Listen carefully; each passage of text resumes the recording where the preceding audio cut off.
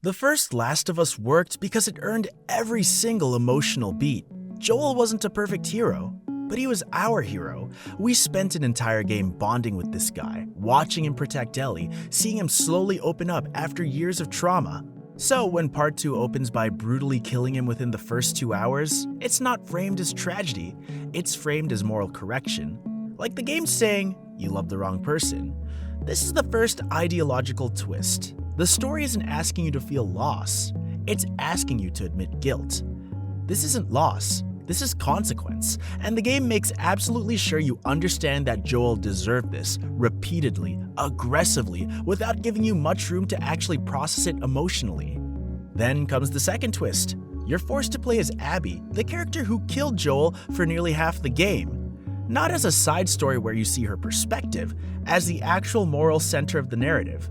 The message becomes crystal clear. Your attachment to Joel was misplaced, and now we're gonna correct that. And for a lot of players, this is the exact moment emotional investment turns into emotional resistance. Here's the thing though, players didn't reject empathy, they rejected being lectured. There's a difference between, let me show you another perspective, and you were wrong for caring about that character, now feel bad about it. The game confuses emotional maturity with emotional obedience. You don't get to grieve Joel, you get reassigned to care about his killer instead. And if you don't, well, the game's made it pretty clear what that says about you. Subversion works when it deepens empathy. Here, it just feels like detention for having the wrong feelings. And that's where a lot of players don't just disengage, they stop trusting the story entirely. This series promised one thing that fans had been waiting decades for: Obi-Wan versus Darth Vader, finally confronting each other in the years between the trilogies. What it delivered instead was a twist in hierarchy. Obi-Wan isn't the wise mentor anymore. He's the lesson. He's the example of what not to be. The real protagonist quickly becomes Reva, whose arc reframes the entire Jedi philosophy as systemic failure. Obi-Wan spends most of the show apologizing to the Force, to children, to himself for being part of something that wasn't fundamentally wrong.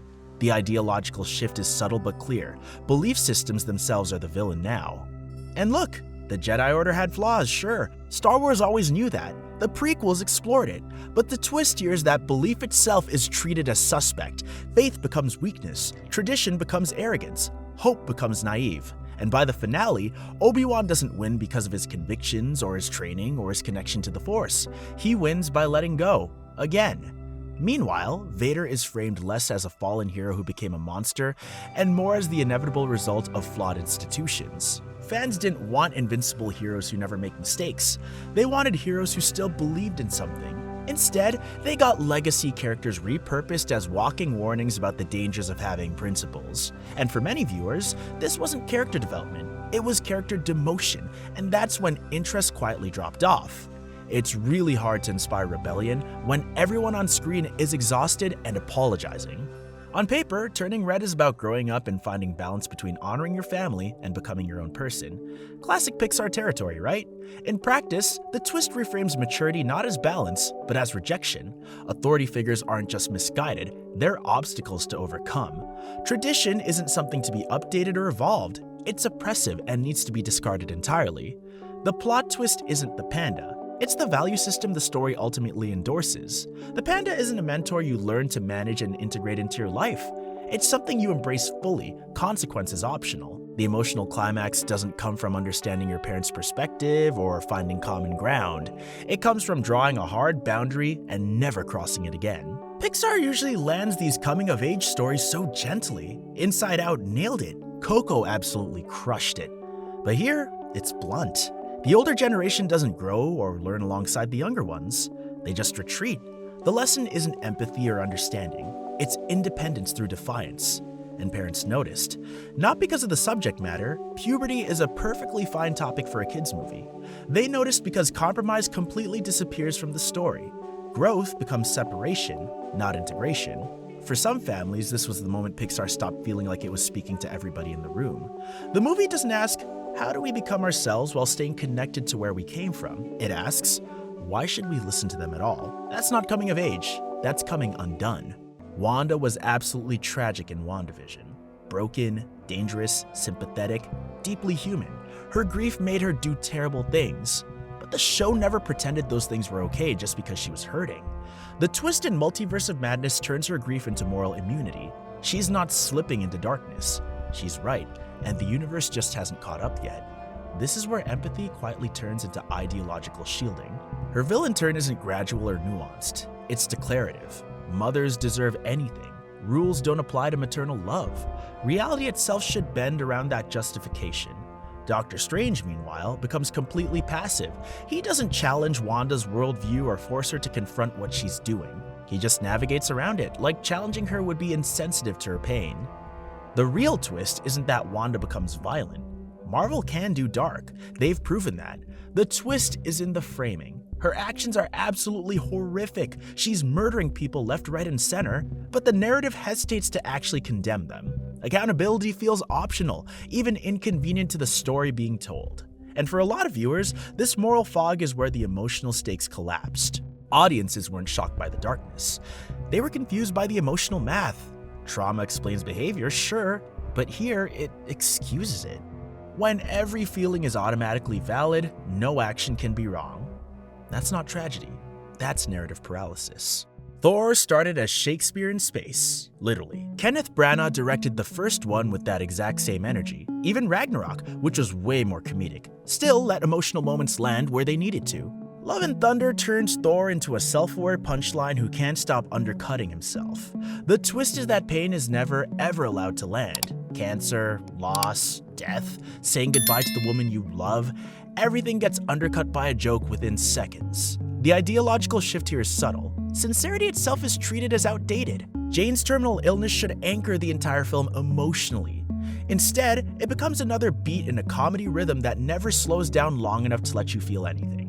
Gore the Butcher is a villain motivated by genuine philosophical questions about divine hypocrisy and the nature of worship. That's actually interesting. The film just isn't interested in exploring it because we need another bit about the screaming goats. And the twist is tonal cowardice. Any moment that might require the audience to sit with something difficult gets immediately deflected with a quip. Humor stops being a release valve and becomes armor against sincerity. This is where a lot of viewers stopped leaning in and started checking out. And audiences didn't reject comedy in their superhero movies, not at all. Marvel built an empire on balancing humor and heart. They rejected avoidance. Marvel used to know how to balance levity and gravity. Here, gravity's treated like a party foul. And if nothing is taken seriously, nothing ends up mattering. Indiana Jones was never about being perfect. He gets beat up, he makes mistakes, relied on luck a little too much more than skill, but he had grit, intuition, and never gave up. Those were his defining traits. The twist in Dial of Destiny is that those traits are now framed as outdated. Problematic even. The story's ideological turn quietly suggests that experience itself is something to outgrow. Helena Shaw doesn't learn from Indy. She doesn't grow to respect his experience or methods. She corrects him, constantly. The narrative positions her as smarter, more adaptive, more morally aligned with modern values. Meanwhile, Indy's tired, regretful, and frequently just wrong about stuff. Even the climax removes his agency entirely. He doesn't choose to leave the past behind and return to the present. He gets knocked unconscious and literally carried home by other people. And for many fans, this was the exact moment the franchise stopped feeling like it was about Indiana Jones at all. Look, passing the torch is fine. Every franchise does it eventually. But there's a difference between passing the torch and treating the torch like a fire hazard that needs to be safely disposed of. Audiences didn't want an immortal hero who never ages or makes mistakes. They wanted dignity. Instead, they got a farewell that felt apologetic for the character existing in the first place. Heroes don't need to be flawless. They just shouldn't be ashamed of being heroes. Now, breaking the fourth wall can be really clever when it's done correctly. Deadpool does it. Ferris Bueller did it. It can add a whole layer to storytelling.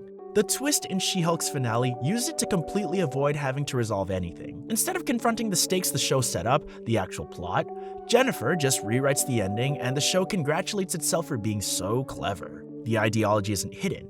The genre itself is the problem, not the writing. Villains vanish, conflicts dissolve. The story literally admits it doesn't want to be a story anymore. Satire replaces structure. Commentary replaces consequence. The message becomes clear. Traditional superhero narratives are silly and outdated, and you're kind of silly too for expecting one. That's not subversion, that's dismissal. And for a lot of viewers, this wasn't a bold move. It was the moment they realized the show wasn't interested in them anymore. Fans weren't mad that the show was different or experimental. Marvel's done experimental before and people loved it. They were confused why the show refused to finish what it started. It's like watching someone set up an elaborate joke and then just shrug instead of delivering the punchline. Meta commentary works when it enhances the narrative you're telling. Here it just exits through it instead of engaging with it. Breaking the fourth wall should add depth, not replace the need for an actual ending.